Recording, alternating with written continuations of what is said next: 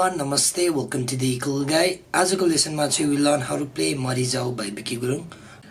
यो गीतको लागि चाहिँ धेरै रिक्वेस्टहरु आएको थियो, सो आज गर्दैछु. सो यो गीतमा चाहिँ चारवटा कर्डहरु लागेको छ. E major, C sharp minor, B major अनि A major. सो सुरुमा E major कर्ड सिकौं.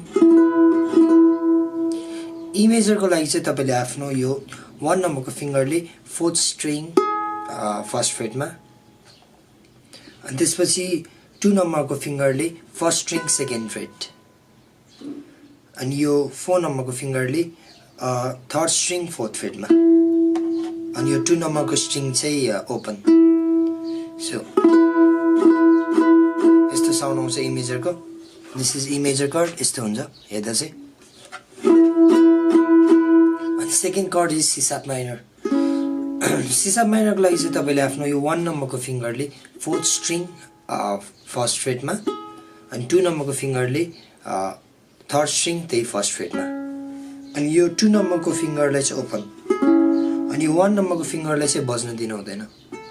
1 नम्बरको फिंगर यो स्ट्रिङलाई चाहिँ तपाईले हान्दाखेरि तीनटालाई मात्रै हान्ने यसरी. यो एउटा उपाय हुन सक्छ अनि अर्को चाहिँ अब पुरै जान्छ भनेपछि यसलाई त बज्न दिनु भएन. सो यो 4 नम्बरको फिंगरले चाहिँ बिस्तारै छोइदिने 1 नम्बरको फिंगरलाई 1 नम्बरको स्ट्रिङलाई अनि यसरी छोएपछि माथिबाट थोरै मात्रै छोएपछि यो बज्दैन नि त, यो म्युट हुन्छ. सो तपाईले हान्दाखेरि यसरी हान्दा पनि हुन्छ. सो इदर यु क्यान यहाँ यो दुईटा थिचेर तीनटा स्ट्रिङलाई मात्रै हान्ने, माथिको तीनटा स्ट्रिङलाई मात्रै. This is C sharp minor or यो 4 नम्बरको फिंगरले बिस्तारै छोइदिने 1 नम्बरको स्ट्रिङलाई अनि त्यो बज्दैन, त्यो म्युट हुन्छ. सो यसरी पनि बजाउन सकिन्छ. So this is C sharp minor and third chord is B major.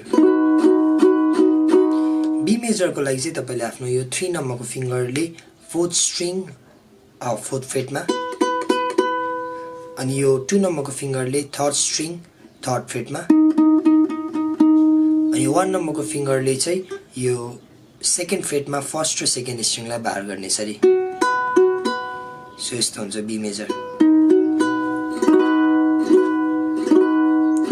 This is B major अनि fourth chord is A major.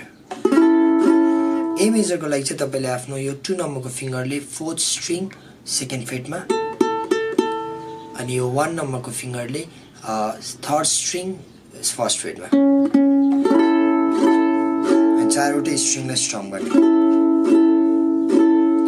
So यति कर्डले चाहिँ गीत बनेको छ. एकचोटी हामी गीतसँग हेरौं अनि कस्तो हुँदो रहेछ.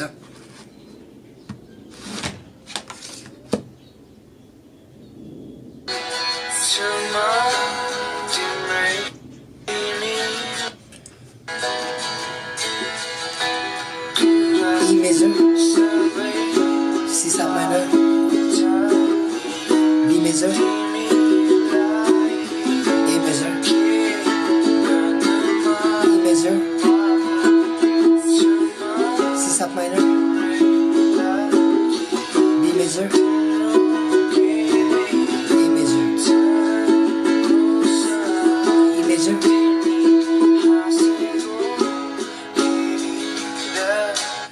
सो गीतभरि नै यही चारवटा कर्डहरु त्यही प्याटर्नमा E major, C sharp minor, B major, A major यतिकै लागेको छ. एकचोटि गीतको स्ट्रमिङ हेरौं. गीतको स्ट्रमिङ चाहिँ यस्तो छ.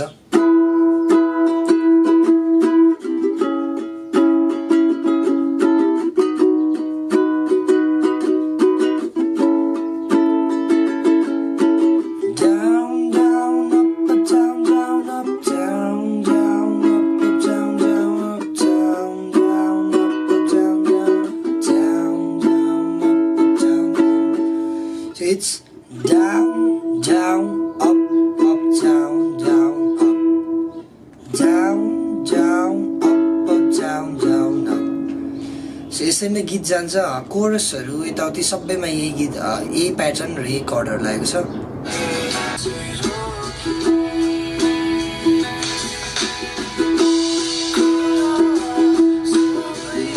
C sharp minor,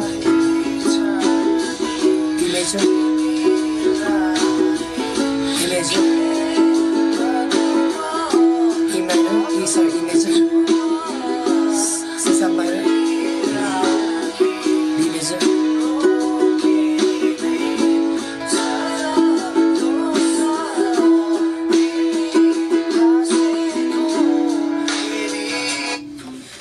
सो गीत त्यतिकै जान्छ यो 4वटा कर्ड अनि यो स्ट्रमिङ प्याटर्न त्यही रेगुलर प्याटर्नमा खेलायो भने पुरै गीतमा हुन्छ कोरस भर्सहरू सबैमा So thank you, hope you enjoyed. This was Marizao by Bikki Gurung. So thank you for watching. Please like and subscribe the Ukulele Guy.